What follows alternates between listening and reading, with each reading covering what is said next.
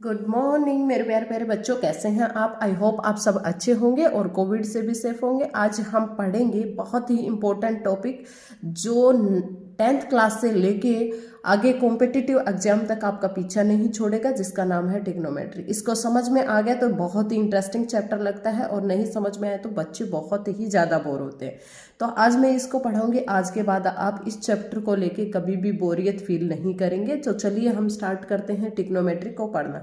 Trigonometry से बहुत सारे बच्चों को डर लगता है, मुझे नहीं पता बच्चों को क्यों डर लगता है, क्योंकि ट्रिग्नोमेट्री तो बहुत ही इंटरेस्टिंग चैप्टर है। तो मैं बिना देरी किए हुए चलो शुरू करते हूँ। मैं हूँ सुरेश और स्वागत है आपका अपने YouTube channel divine mathematics classes में। तो लेट गेट स्टार्टेड। ट्रिग्नोमेट्री होती क्या है? ट्रिग्नोमेट्री ग्रीक भाषा का शब्द है जो 3 वर्ड से मिलके बना हुआ है। 3 कौन कौन से जो हमारे प्यारे प्यारे शब्द हैं वो है ट्राई, गोन और मेट्रोन। ट्रिग्नोमेट्री इन 3 वर्ड से मिलके बना हुआ है। ट्राई, गोन, मेट्रोन। ट्राई का मीन्स होता है 3, गोन का मीन्स होता है साइड, और मेट्रोन का मीन्स होता है मेजर। तो ट्रिग्नोमेट्री का नाम क्या है, यहां से पढ़ा, क्या मतलब है उसका? 3 साइड की मेजरमेंट। रुकिए 3 साइड किसमें होती है? ट्रायंगल में ही तो होती है। तो ट्रिग्नोमेट्री हमारे जो चलेगी वो एक ट्रायंगल के बीच ही चलेगी। ठीक है, ट्रिग्नोमेट्री के अंदर हम एक ट्रायंगल ही लेके उसको बारे में पढ़ेंगे। तो ट्रिग्नोमेट्री के अंदर ट्रिग्नोमेट्री आई क्यों है, क्यों यूज हम कर रहे हैं? सपोज करो मेरे पास एक राइट एंगल ट्रायंगल है। ये बनी कैसे है मैं एक एग्जाम्पल के थ्रू बताना चाहूंगी। तो ट्रिग्नोमेट्री हमारे 3 वर्ड्स ट्राई, गोन, मेट्रोन से मिलकर बनी होती है, जिसका मतलब होता है 3 साइड मेजरमेंट। तो ट्रिग्नोमेट्री के अंदर हम एक ट्रायंगल लेंगे और उससे उसकी मेजरमेंट के बारे में पढ़ेंगे। एक्चुअली में जो हमारे पास ट्रिग्नोमेट्री है, ट्रिग्नोमेट्री रिलेशंस होता है। किसका रिलेशंस होता है? साइड्स और एंगल के बीच में। साइड और एंगल के बीच जो रिलेशन एस्टैब्लिश करता है वो कौन करता है? ट्रिग्नोमेट्री। अब ये कहोगे कि मैम ये सब पता हमें क्यों पता होना चाहिए? सीधे क्वेश्चन पे आओ ना भाई। जब हमें ये नहीं पता होगी ये चीज़ कहाँ से आई है, क्यों आई है, इसका क्या यूज है, तो हमें आगे जो लॉन्ग टाइम में है स्टडी करने के लिए वो चीज़ें मुश्किल हो जाती है, रट्टाफिकेशन हो जाती है। तो हम उस चीज़ को बारीकी से समझेंगे।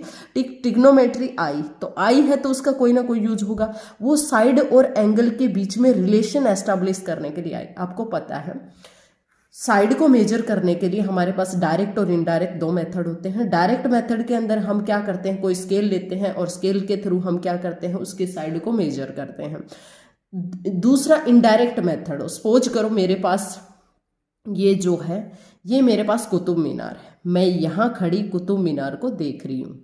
ठीक है, मैं यहाँ खड़ी हूँ और कुतुब मीनार को देख रही हूँ। मेरे पास कोई आता है और मुझसे पूछता है कि आप कुतुब मीनार देख रहे हो, क्या आप बता सकते हो कि कुतुब मीनार की हाइट क्या है? तो कुतुब मीनार की हाइट क्या आप बता सकते हो? बिल्कुल बता सकते हो।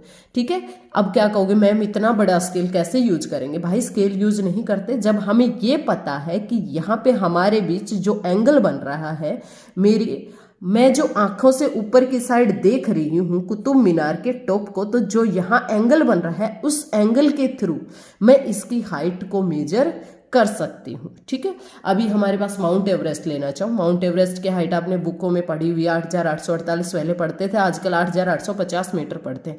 क्या वहाँ पे इतना बड़ा स्केल यूज किया गया? नहीं, वहाँ पे भी ट्रिग्नोमेट्री का यूज करके हमने हाइट निकाली। तो पता चला ट्रिग्नोमेट्री का यूज कितना इंपॉर्टेंट है।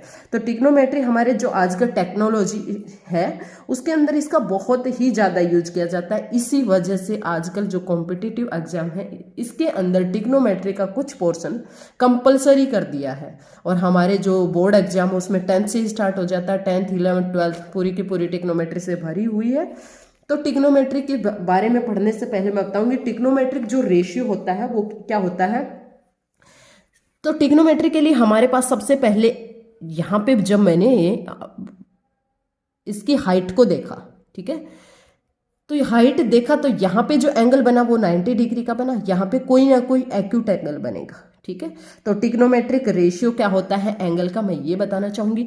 यहाँ ये एंगल 90 डिग्री का होगा, ये भी एक्यूट होगा, ये भी एक्यूट होगा, क्योंकि ये 90 से ज़्यादा तो नहीं हो सकते। तो ये ट्रिग्नोमेट्रिक रेशियो निकालने के लिए देखो मैंने एक राइट एंगल ट्रायंगल ली दोबारा से, ठीक है। जहां यहाँ पे एक एंगल 90 डिग्री है, ABC मेरे पास एक राइट एंगल ट्रायंगल है। यहाँ के एक्यूट एंगल C की बात करना चाहूँ मैं, C की बात करना चाहूँ तो C के कोरस्पॉन्डिंग जो हमारे ट्रिग्नोमेट्रिक रेशियो होंगे वो चेंज हो जाएंगे। कैसे चेंज होंगे मैं सिखाऊंगी। ये C है तो C के सामने, बिल्कुल सामने वाली साइड को मैं क्या कहूंगी, side opposite to angle C, side opposite to angle C, वो साइड जो एंगल C के अपोजिट है। तो ये कौन सी साइड होगी, ये adjacent side, side adjacent to angle C, जो C के साथ एडजेसेंट है। इसका आपको पता ही है, जहां कहीं भी राइट एंगल ट्रायंगल बन जाए तो उसके सामने जो लॉन्गेस्ट जो उसकी साइड होती है ट्रायंगल की, वो हाइपोटेन्यूज कहलाती है। ठीक है, ठीक है, तो ये हाइपोटेन्यूज रहेगी। और हम अपनी नॉर्मल लैंग्वेज में इसको side opposite to angle C, जो खड़ी साइड है, उसको क्या कह देते हैं, परपेंडिकुलर। इसको मैं P से डिनोट कर दूं, और जिसके ऊपर एंगल टिका हुआ है उसको मैं क्या कह दूं, उसको मैं बेस कह दूं, B से डिनोट कर दूं। ठीक है, इतना समझ गए। ठीक है, मैं एक और ट्रायंगल लेके समझाना चाहूंगी आपको कि जब मेरे पास साइड चेंज होती है, एंगल चेंज होते हैं, तो साइड भी उसके कोरस्पॉन्डिंग चेंज हो जाती है। देखो अब की बार मुझे ये एंगल, ये भी एक्यूट एंगल होगा, क्योंकि राइट एंगल ट्रायंगल के अंदर बाकी जो दो एंगल होते हैं उनका टोटल सम मिला के 90 डिग्री का होता है। ठीक है, ये एक्यूट एंगल होते हैं। तो एंगल A के अपोजिट साइड ये होगी, अब की बार चेंज हो गई, एंगल के कोरस्पॉन्डिंग उसकी साइड चेंज हो जाती है, ये बात नोट कर लीजिएगा। तो अब की बार इसके सामने की साइड ये है, तो side opposite to angle A ये होगी, ये हाइपोटेन्यूज होगी, ये तो अंडरस्टूड है। और साइड अपोजिट टू एंगल क्या कहलाती है, परपेंडिकुलर, P से डिनोट करते हैं। ठीक है, और ये अब की बार हमारे पास side adjacent to angle C ये हो जाएगी, इसको मैं B नाम देना चाहूँ। तो ये ध्यान देना, ये मत करना कि यहाँ 90 mm यहाँ भी 90 है तो हाइपोटेन्यूज तो सेम रहेगी, हाइपोटेन्यूज सेम रहेगी। मैम आपने अब की बार पहले तो यहाँ बेस किया था, अब की बार ये परपेंडिकुलर बना दिया। अरे भाई, जो एंगल है उसके कोरस्पॉन्डिंग उसके बेस और परपेंडिकुलर चेंज होते हैं। ये बहुत ही ट्रिग्नोमेट्रिक एक माइनर सी पॉइंट है कहने को, लेकिन बेस यहीं से बनता है जब तक ये चीजें समझ में नहीं आते। तो अब हम आगे पढ़ते हैं ट्रिग्नोमेट्री रेशियो के बारे में। ट्रिग्नोमेट्री रेशियो क्या क्या होते हैं, ठीक है, चलो शुरू करते हैं। ट्रिग्नोमेट्री रेशियो, ट्रिग्नोमेट्री रेशियो, ठीक है। मैंने एक ट्रायंगल ली, राइट एंगल ट्रायंगल के बारे में ही पढ़ाऊंगी यहाँ पूरी की पूरे इसमें, ठीक है, ट्रिग्नोमेट्री के अंदर। और मैं एंगल C की कोरस्पॉन्डिंग तुमसे पूछती हूँ कि उसकी एडजेसेंट साइड कौन सी होगी, ये तो एडजेसेंट साइड को बोलेंगे बेस, ये होगी हाइपोटेन्यूज, ठीक है, ये होगा परपेंडिकुलर। इनको शॉर्ट फॉर्म में P, B और H लिख देते हैं, ठीक है, P, B और H। आपने पाइथागोरस थ्योरम तो पढ़ी होगी। पाइथागोरस थ्योरम क्या कहती है, हाइपोटेन्यूज का square is equal to perpendicular का स्क्वायर प्लस बेस का स्क्वायर। ठीक है, हाइपोटेन्यूज का स्क्वायर किसके बराबर होता है, परपेंडिकुलर का स्क्वायर प्लस बी का बेस का स्क्वायर। अब हम देखो C एंगल के कोरस्पॉन्डिंग ट्रिग्नोमेट्री रेशियो पढ़ाती हूँ। ट्रिग्नोमेट्री रेशियो कितने होते हैं ये आज मैं बताऊंगी। सबसे पहले साइन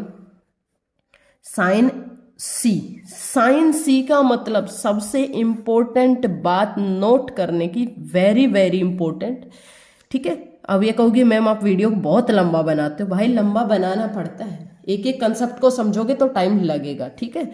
साइन सी को साइन मल्टीप्लाई C से नहीं मिलके बना है, साइन एंगल है किसके कोरस्पॉन्डिंग, C एंगल के कोरस्पॉन्डिंग। तो ये एंगल इसको डिफाइन कर रहा है, ये शॉर्ट फॉर्म है भाई, साइन ऑफ एंगल C, इसको लिखते हैं जो फुल फॉर्म है साइन ऑफ एंगल C। तो साइन ऑफ एंगल सी मेरे पास क्या होगा, side opposite to angle C, मतलब P अपॉन V। इनको मैं शॉर्ट तरीके से सिखाऊंगी, एक बार आप समझ लीजिए। कोस ऑफ सी का मतलब है कोसाइन ऑफ एंगल सी, ठीक है। यहाँ एक बार मैं लिख के बता दूं तुम्हें, जैसे साइन है ना, तो इसका मतलब है साइन ऑफ एंगल सी, ठीक है। ये मैंने इसमें शॉर्ट फॉर्म में यूज कर रही हूँ। यहाँ पे जो हमारी ट्रिग्नोमेट्रिक रेशियो है ये कितने होंगे देखते जाओ आप, साइन सी कोस सी मेरे पास होगा बी अपॉन, सॉरी यहाँ एच आएगा, P upon H, B upon H, base upon hypotenuse. Base कौन सा था, बेस था adjacent side of angle C, ठीक है। तीसरा जो है मेरे पास टेन सी होगा साइन अपॉन में कोस, साइन सी अपॉन कोस सी को डिवाइड करने से बनता है, तो ये आ जाएगा मेरा P बाई बी। फोर्थ होता है, कौन किसका अपोजिट होता है, ये सारी चीजें मैं समझाऊंगी, एक बार तुम्हें थोड़ी सी झलक देख लो ट्रिग्नोमेट्रिक रेशियो की, फिर समझाती हूँ। B अपॉन P, ठीक है। फिफ्थ जो मेरे पास है वो है सीकेंट सी क्या होता है, सीकेंट सी होता है मेरा H अपॉन बी। और सिक्स्थ जो मेरा है वो है कोसिकेंट सी, और कोसिकेंट सी होता है H अपॉन बी। मैम ये तो बिल्कुल ही ऊपर से गया ऐसा तो हम पढ़ते ही थे, फिर आपकी वीडियो देख के हमें क्या बेनिफिट मिला, टाइम वेस्ट कर रहे हो क्या हमारा? नहीं भाई, समझाऊंगी अच्छे से, रुको अभी वेट करो। देखो क्या होता है, मैं यहाँ पे एक ट्रायंगल लेना चाहूँ, ये 90 डिग्री, ये सी एंगल था ना, ABC, ठीक है। ये सी एंगल के कोरस्पॉन्डिंग पढ़ रही थी। तो सबसे पहले इसको याद करने का तरीका, सबसे पहले तो एक बात बताना चाहूंगी कि साइन जो एंगल होता है, साइन A बोलूँ या C बोलूँ, कुछ भी, यहाँ A के कोरस्पॉन्डिंग पढ़ा रही हूँ, तो साइन एंगल जो होता है वो कोसिकेंट एंगल का अपोजिट होता है, मतलब 1 by cosecant A sine A के बराबर होता है, ठीक है। कोस A का अपोजिट होता है 1 बाई सीकेंट A, ठीक है। और टेन A का अपोजिट होता है 1 बाई कोट A, ये एक दूसरे के रेसिप्रोकल होते हैं, ठीक है। और टेन A होता क्या है, साइन A अपॉन में कोस A। तो आपको पूरी ट्रिग्नोमेट्री में सिर्फ और सिर्फ दो ही चीजों के फॉर्मूले याद करने हैं, साइन के और कोस के, ठीक है।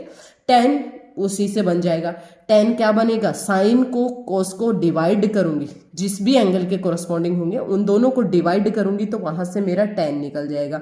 टेन का उल्टा क्या होता है, कोट होता है, कोट निकल जाएगा। अच्छा कोस निकल गया तो मुझे बताओ सीकेंट निकल जाएगा ना। सपोज करो कोस A की वैल्यू 2 है, तो सीकेंट A की जो वैल्यू है, ठीक है, सीकेंट A, कोस A मेरे पास 1/2 है, तो सीकेंट A 2 आ जाएगा। साइन A मेरे पास 1 है, तो कोसिकेंट A 1 ही होगा। चलो 1 से समझ में नहीं आया तो उसका अपोजिट ले लो, कुछ भी, √3/2 है, साइन A मेरे पास √3/2 है, तो कोसिकेंट A क्या हो जाएगा, 2/√3 हो जाएगा, ठीक है। तो इनको याद कैसे करते हैं, देखो इनको आप लोगों को क्या करना है, एक सीक्वेंस में लिख लो। 6 ट्रिग्नोमेट्रिक रेशियो पढ़े हैं, इनको एक सीक्वेंस में लिख लो। जैसे मैं C के कोरस्पॉन्डिंग लिख रही हूँ, sine C, cos C, tan C, cot C, secant C और कोसिकेंट C। मैं आप लोगों को कहूंगी कि सेम इसी तरह से लिखो। साइन और कोस मैंने कहा याद रखने हैं, टेन उनसे बनेगा, कोट उसका उल्टा होता है, सीकेंट किसका उल्टा होता है, ये सारी चीजें। अब क्या है, फर्स्ट को लास्ट से मैच कर दो। मैच करने का मतलब क्या है, साइन C किसका अपोजिट होता है, कोसिकेंट C का, या कोसिकेंट C किसका अपोजिट होता है, साइन C का, एक दूसरे के अपोजिट होते हैं, समझ गए। सेकंड को सेकंड लास्ट से मैच कर दो। कोस C किसका अपोजिट होता है, सीकेंट C का, और टेन C किसका अपोजिट होता है, कोट C का। आप लोग ऐसे याद कर सकते हो, बिल्कुल इजी तरह से हमारे पास हो जाएगा।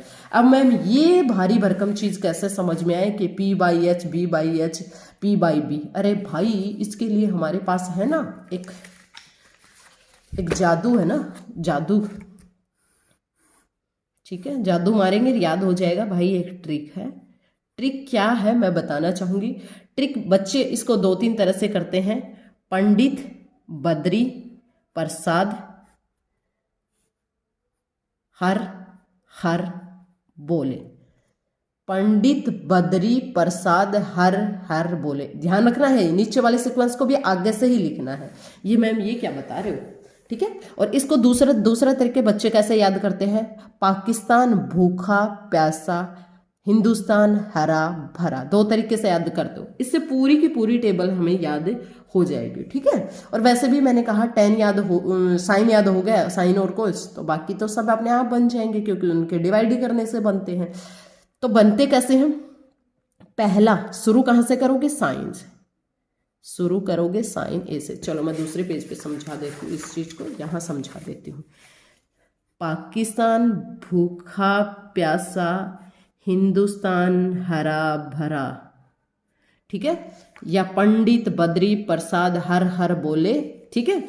तो ये है साइन, साइन ए के एंगल के कोरस्पॉन्डिंग ले रहे हो या बी के ले रहे हो, तो साइन ए क्या बन गया, साइन ए बना P/H। यहां के अकॉर्डिंग नहीं बता रही भाई, मैं वैसे ही बता रही हूं। चलो तुम सी लिखना चाह रहे हो तो सी ही लिख लो, ठीक है। साइन सी बना P/H। कोस सी, सेकंड जो नंबर आएगा वो किसका आएगा, कोस सी। कोस सी क्या होता है, B/H। टेन सी क्या होता है, P/B।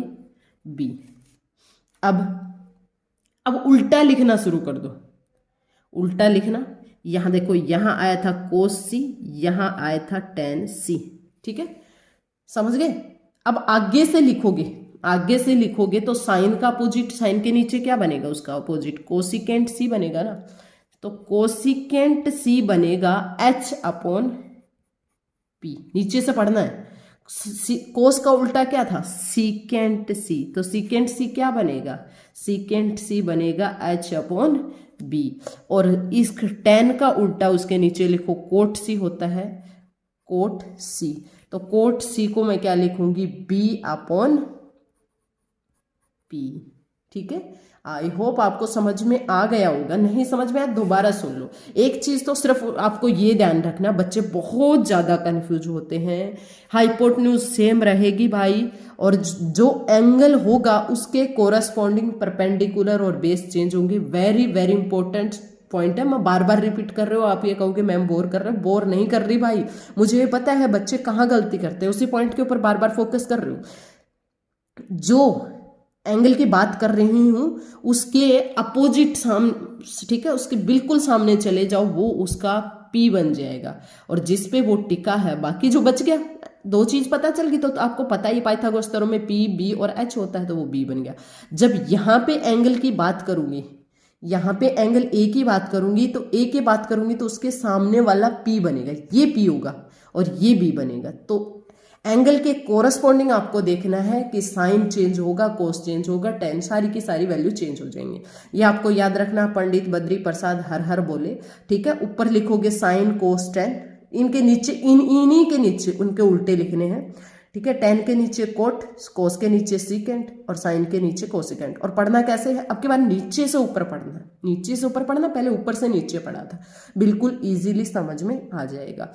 एक ट्रिग्नोमेट्री में सबसे जो खतरनाक जो चीज है ना, वो है उसकी टेबल।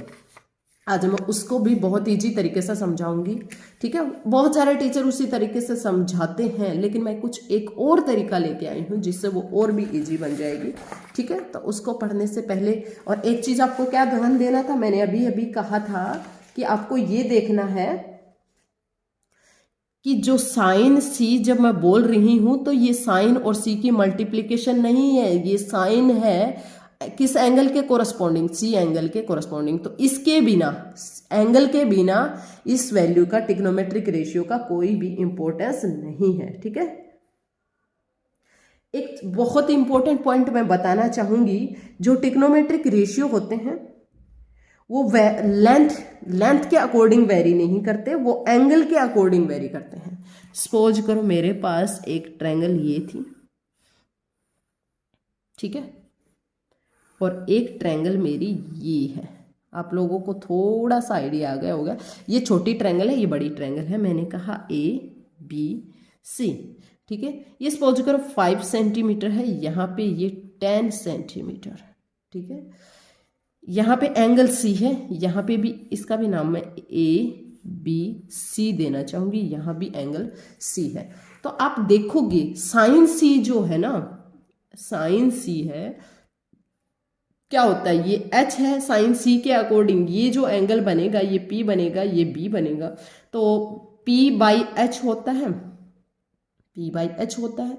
यहां से भी जब मैं साइन सी निकालने की बात करूं तो इसका पी यहां बनेगा और इसका एच ये बनेगा, इसका बी ये बनेगा, तो साइन सी जो मेरा बनेगा पी बाई एच ही बनेगा। इसका मतलब जो ए बी लेंथ है, ध्यान दीजिए, साइन सी है वो ए बी अपॉन में ए सी होगा, यहां से भी साइन सी है वो ए बी अपॉन ए सी होगा, ठीक है। तो जो टिग्नोमेट्रिक रेशियो है वो लेंथ के अकॉर्डिंग, साइड के अकॉर्डिंग, जो कहूँ length of the side, side की लेंथ छोटी हुई बड़ी हुई उससे उसके ऊपर कोई इफेक्ट नहीं पड़ेगा, उसका उसके ऊपर इफेक्ट एंगल से पड़ेगा, ठीक है। एंगल 60 है, 90 है, 40 है, 5 है, कितने डिग्री का है वो एंगल के अकॉर्डिंग उसके ऊपर इफेक्ट करेगा, साइड का उसके ऊपर कोई इफेक्ट नहीं पड़ेगा। ये बहुत इंपॉर्टेंट पॉइंट है जो आपको ध्यान देना है, ठीक है। चलो आगे पढ़ते हैं। हमें जैसे आपको कोई क्वेश्चन दे दिया जाए कि तुम्हारे पास tan a की वैल्यू 4/3 है, tan a की वैल्यू 4/3 है, आपको बाकी इसके अलावा 5 ट्रिग्नोमेट्रिक रेशियो और बच गए, एंगल a की कोरोस्पॉन्डिंग सारी की सारी वैल्यू निकालनी, मीन्स साइन a निकालना है, कोस a निकालना है, कोट a निकालना है, सीकेंट a निकालना है और कोसिकेंट ए निकालना है, ए एंगल के कोरस्पॉन्डिंग निकालने हैं। तो कैसे निकालोगे? सबसे पहले वही काम करना है, पंडित बद्री प्रसाद हर हर बोले वाला, ये राइट एंगल ट्रायंगल बनाओगे, कुछ भी नाम दो, A B C, angle A के कोरस्पॉन्डिंग बोल रहा है ना भाई, ये चीज ध्यान देना। तो एच तो ये हो गई, अब की बार एंगल ए के कोरस्पॉन्डिंग पी ये बनेगा, बी ये बनेगा। अच्छा मुझे बताओ tan ए क्या था? tan ए था पी बाई बी ना, तो पी ऊपर वाला 4 आया, ऊपर वाला 4 है, ठीक है। फॉर्मूले भी याद करने की जरूरत नहीं है, इसको तुम इजीली निकाल सकते हो। देखो tan a की जो वैल्यू थी, tan a की जो वैल्यू थी वो कितनी थी? tan a था p बाई बी, हमने अभी भी पढ़ा था पंडित बद्री प्रसाद हर हर बोले में, पंडित बद्री प्रसाद हर हर बोले। ये साइन, यहां से साइन का पेयर बनेगा, ये कोस का पेयर बनेगा और ये tan का पेयर बनेगा। तो यहां है मेरे पास tan का पेयर p अपॉन बी, तो p मेरे पास 4 है, b मेरे पास 3 है, ठीक है। तो पाइथागोरस थ्योरम लगाओगे, h का square is equal to p का स्क्वायर प्लस b का स्क्वायर, h का स्क्वायर निकालना है, p कितना है 4 का स्क्वायर प्लस 3 का स्क्वायर, ठीक है। कितना आएगा h का स्क्वायर इज इक्वल टू 4 का स्क्वायर 16 प्लस 9, तो h स्क्वायर कितना आ जाएगा मेरे पास 25, तो h निकालूंगी स्क्वायर रूट ऑफ 25, तो h मेरे पास आया 5, तो ये आ गया मेरे पास 5, ठीक है। अब तुम लिखा सकते हो, साइन ने क्या पढ़ा था पंडित बद्री प्रसाद हर हर बोले में p बाई एच, p बोलो कितना है, p बोलो 4, h कितना है 5, निकल गया, इजी है ना। कोस ए, कोस क्या होता है b बाई एच, b कितना है 3, तो 3/5, tan a तो निकल ही चुका है, और tan a पता है तो कोट उसका अपोजिट होता है, तो 3/4, अब किसी का नहीं निकालना, कोस का अपोजिट सीकेंट होता है ना, तो 5/3, और साइन का अपोजिट कोसिकेंट होता है ना, तो 5/4। बहुत सारे बच्चे इसको फॉर्मूले से निकालते हैं, कैसे? tan a निकल गया, मैंने कहा मेरे पास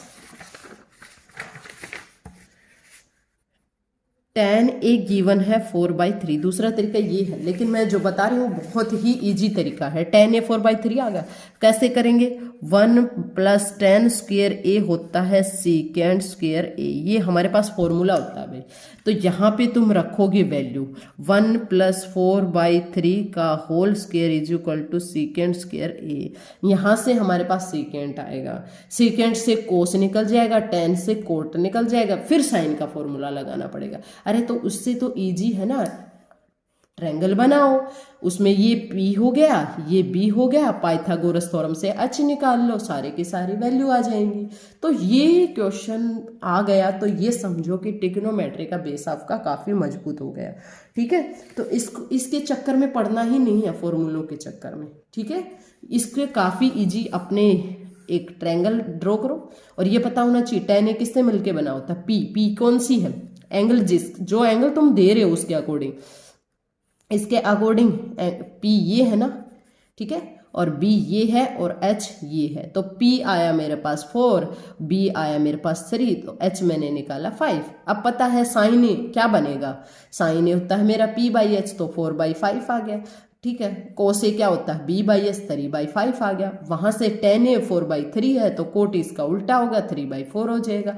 साइन का उल्टा कोसिकेंट होता है, कोस का उल्टा सीकेंट होता है, तो वहां से वैल्यू हमारी इजीली निकल जाएंगी। तो चलिए हम स्टार्ट करते हैं आगे पढ़ना, ठीक है। आगे हम पढ़ेंगे वैल्यू के बारे में। वैल्यू के बारे में एक एक को डिफाइन नहीं करूंगी मैं, क्योंकि वो बुक्स में गिवन है। एक टेबल होती है, ये ट्रिग्नोमेट्री टेबल है,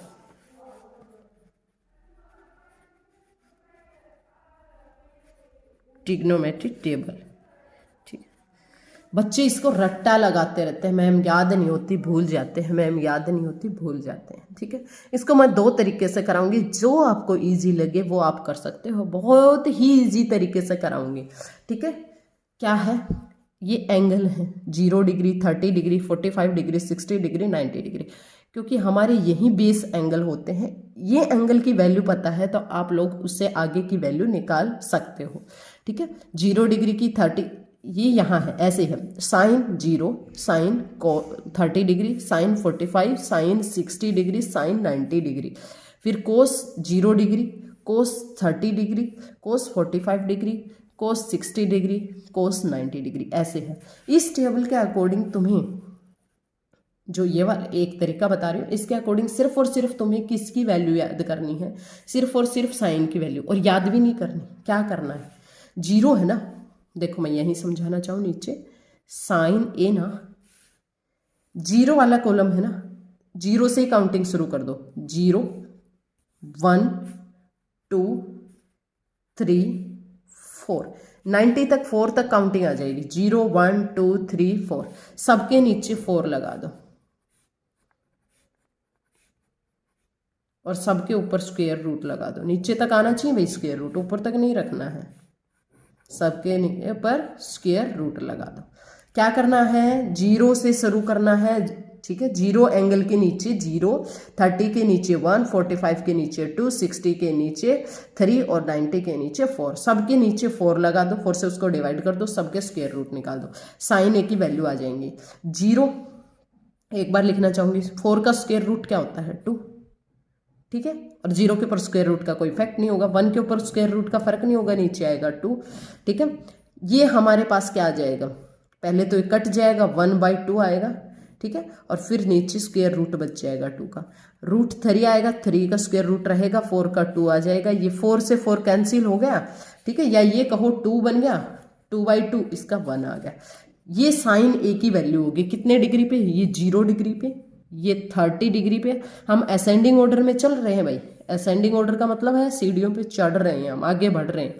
45 डिग्री, 60 डिग्री, सीक्वेंस गलत मत करना, ठीक है, सीक्वेंस गलत की तो ये वाली ट्रिक काम नहीं करेगी, एक भी छूट गया तो 0 30 45 बढ़ते हुए क्रम में लिखना है, 60 और 90। आपके पास वैल्यू हाजिर है साइन की, और साइन की वैल्यू हाजिर है, तो कोस ए देखो क्या बनेगा, इसी सीक्वेंस को पीछे से लिखना शुरू कर दो, 1 आगे, दूसरे नंबर पे √3/2, यहाँ 1/√2, यहाँ पे 1/2, 0/2 का मतलब 0 ही है, लिख दिया। साइन लिख दिया, कोस लिख दिया, तो मैंने पढ़ाया था tan a क्या होता है, tan a होता है साइन अपॉन कोस, 0/1, 0 के नीचे 1 लगाओगे तो 0/1 0 ही रहेगा, सॉरी, 1/2, ये देखो यहाँ इसको डिवाइड करोगे, 1/2 को डिवाइड करोगे √3/2 से, तो क्या आएगा 1/2, ऊपर जाएगा 2, नीचे आएगा √3, तो 2 से 2 कैंसिल, 1/√3, ठीक है। तो चेक करो ऊपर से, देखो 0 1/2, 1/√2, √3/2, 1, इसको पीछे से लिखा हुआ देखो, चेक करो 1, देखो 1 मेरे पास यहाँ आया, ठीक है, यहाँ पीछे से √3/2 आया, यहाँ इसके नीचे आया, ये वाला पीछे गया और ये वाला पीछे गया, साइन एक से 2 आ गए, साइन कैसे बनाया था 0 1 2 3 4 सबके नीचे 4 सबका स्क्वायर रूट। अब 10 कैसे बनेगा, इसको इससे डिवाइड किया 0/1 0, इसको इससे डिवाइड किया 1/√3, इसको इससे डिवाइड किया 1, इसको इससे डिवाइड किया √3। अच्छा 1/0, ठीक है 1/0, 1/0 किसी भी नंबर के नीचे 0 हो, चाहे वो नंबर कितना ही बड़ा हो। ध्यान देना, बहुत सारे बच्चे कंफ्यूज होते हैं, ये नॉट डिफाइन फॉर्म बनती है ये, इसको ठीक है, ये क्या सी फॉर्म होती है, नॉट डिफाइन फॉर्म। ऊपर 0 आए तो उसकी वैल्यू 0 होती है, कब, जब उसके नीचे कोई 0 को छोड़ के कोई नंबर हो, 1 हो 2 हो 5 हो, जिसे 0/100 आया तो उसका आंसर 0 ही रहेगा, 0/1 आया 0 ही रहेगा। लेकिन किसी नंबर के नीचे 0 आए तो वो नॉट डिफाइन फॉर्म बनेगी, ठीक है। तो ये मेरे पास पूरी की पूरी टेबल हाजिर हो जाएगी, क्योंकि 10 बन गया तो कोट क्या होता है, 10 का उल्टा होता है, ठीक है। सीकेंट कहाँ आएगा, कोस का उल्टा होता है, ये मैंने सीक्वेंस सिखाई थी ना, पहला जाएगा लास्ट के पास, सेकंड जाएगा सेकंड लास्ट के पास, थर्ड जाएगा फोर्थ के पास। सीकेंट कोस का उल्टी वैल्यू कर दो, अपोजिट कर दो, ठीक है 1/, में कर दो। साइन का कोसिकेंट की वैल्यू निकालोगे, कैसे निकालोगे, साइन की वैल्यू को उल्टा कर दो, वैल्यू बन जाएगी। एक तो टेबल को याद करने का ये तरीका, दूसरा एक बहुत ही इजी तरीका, बच्चे इस तरीके से भी भूल जाते हैं एग्जाम के अंदर, प्रेशर में होते हैं, वैल्यू के अंदर कंफ्यूज हो जाते हैं। तो मैं एक बहुत ही इजी, आपको वैल्यू दिख रही है, मैं ट्रिग्नोमेट्रिक वैल्यू लिखी है 90 60 45 30 और 0 डिग्री, ये सब डिसेंडिंग ऑर्डर में लिखी हुई है, ठीक है। ये हमारे क्या चलेंगी, सिर्फ ये याद रखना है कि साइन चलेगा क्लॉकवाइज। क्लॉकवाइज कैसे, घड़ी जैसे चलती है, घड़ी हमारी ऐसी चलेगी ना, तो ये चलेगा क्लॉकवाइज, और कोस चलेगा एंटी क्लॉकवाइज। भाई जिस बच्चे को जिस तरीके से याद हो वैसे याद कर लेना, सिर्फ साइन और कोस याद करेंगे, मैंने कह रखा है ना, उनको डिवाइड करने से, जैसे साइन कितने की भी वैल्यू निकालनी है 60 90 अभी मैं बताऊंगी, तो सारी की सारी वैल्यू आपको हाजिर हो जाएंगी, बिल्कुल नहीं भूलोगे एग्जाम के अंदर, ठीक है।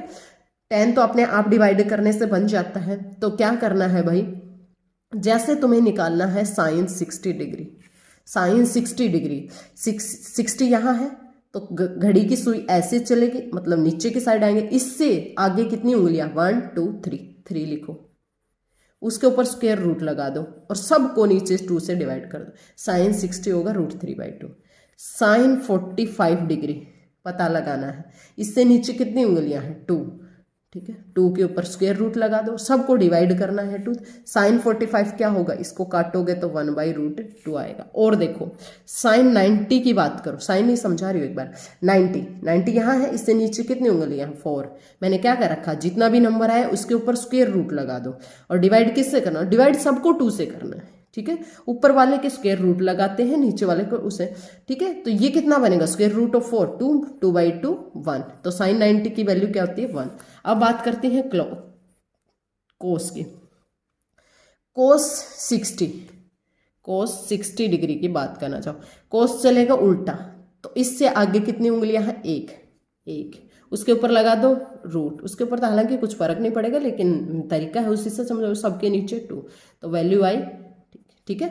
मैं बात करूं कोस 30 डिग्री, कोस 30 यहाँ है, उल्टे ऐसे चलना है, एंटी क्लॉकवाइज कितनी उंगलियां हैं 1 2 3, उसके ऊपर स्क्वायर रूट, डिवाइड सबको 2, कोस 30 की वैल्यू √3/2 आएगी, चेक कर लेना। कोस 0 ऐसे चलना है, कितनी उंगलियां हैं इससे आगे 1 2 3 4 उंगलियां हैं, उसके ऊपर क्या लगाना है, स्क्वायर रूट लगाना है, 2 से डिवाइड करना है, 2/2 1, ठीक है। बहुत ही जबरदस्त तरीका है, ध्यान सिर्फ और सिर्फ क्या देना है कि जब कोस की वैल्यू साइन की वैल्यू पढ़ेंगे तो नीचे की साइड पढ़ेंगे, मतलब क्लॉकवाइज पढ़ेंगे, और कोस की वैल्यू पढ़ेंगे तो एंटी क्लॉकवाइज पढ़ेंगे। जैसे मुझे पता लगाना है कि कोस 60 कितना होता है, कोस 60 यहाँ है ना, इससे ऊपर, अच्छा कोस 60 मैंने पढ़ा दिया, मुझे पढ़ना है कोस 30 कितना होगा, जैसे मैं पढ़ाऊँ कोस 30 बता दिया, हालांकि मैं दोबारा बता रही हूँ, कोस 30 कितना होगा, ठीक है। कोस 30 कितना होगा, इधर चलेंगे, इससे आगे 3 उंगलियां हैं, तो उसके ऊपर √3 और 2 से, सभी वैल्यू को 2 से डिवाइड करना है, साइन और कोस की वैल्यू को, ठीक है, 2 से डिवाइड करना है, ऊपर उससे आगे जितनी उंगलियां हैं, एंटी क्लॉकवाइज या क्लॉकवाइज वो तुम्हें देखना है, क्योंकि साइन और कोस में उसके ऊपर स्क्वायर रूट आता है, ठीक है। भाई में 2। जैसे मैं cos 45 की पढ़ना चाहूँ, cos 45 यहाँ है ना 45, इससे आगे कितनी उंगली, इधर चल रहा ना 2, तो 2 के ऊपर स्क्वायर रूट, नीचे 2, इसको काटोगे तो 1/√2। अब ये कहोगे मैम इससे तो बाकी वैल्यू नहीं निकल सकती, निकल सकती है ना भाई। 10 की वैल्यू निकालनी है, जैसे मुझे निकालना है tan 30, तो tan 30 आपको सिर्फ ये पता होना चाहिए tan किससे मिलके बना है, sin 30 और cos 30 से। साइन अपॉन कोस होता है ना, sin 30 के लिए इससे आगे कितनी उंगलियां हैं, इधर चलना है ना, इससे आगे एक उंगली है, उसके ऊपर स्क्वायर रूट और अपॉन 2, तो sin 30 आएगा 1/2। डिवाइड करना है किससे, cos 30 इधर चलेगा, आगे कितनी उंगलियां 1 2 3, 3 के ऊपर स्क्वायर रूट 3/2, इस वैल्यू को डिवाइड करो 1/2। ठीक है, ये डिवाइड में उल्टा हो जाएगा, मल्टीप्लाई में जाएगा तो 1/√3। टाइम लगा क्या, बहुत ही भाई 10 सेकंड भी नहीं लगेंगे इसको सोल्व करने के लिए, बहुत ही ज़बरदस्त तरीका है। तो आज वीडियो ज़्यादा लंबी हो जाएगी, आज के लिए इतना ही, मिलते हैं एक नई वीडियो के साथ, तब तक के लिए बाय बाय। हंसते रहिए, मुस्कुराते रहिए, और हाँ इस वीडियो को इतना शेयर कर दो कि सब बच्चों की प्रॉब्लम खत्म हो जाए टिक्नोमेट्रिक वैल्यू को लेके। टिक्नोमेट्रिक जो टेबल है ना, आज के बाद किसी बच्चे का ऐसा नहीं होना चाहिए कि हाँ हमें टिक्नोमेट्रिक की टेबल नहीं आती, तो ज़्यादा से ज़्यादा दमा के ठोको इसको।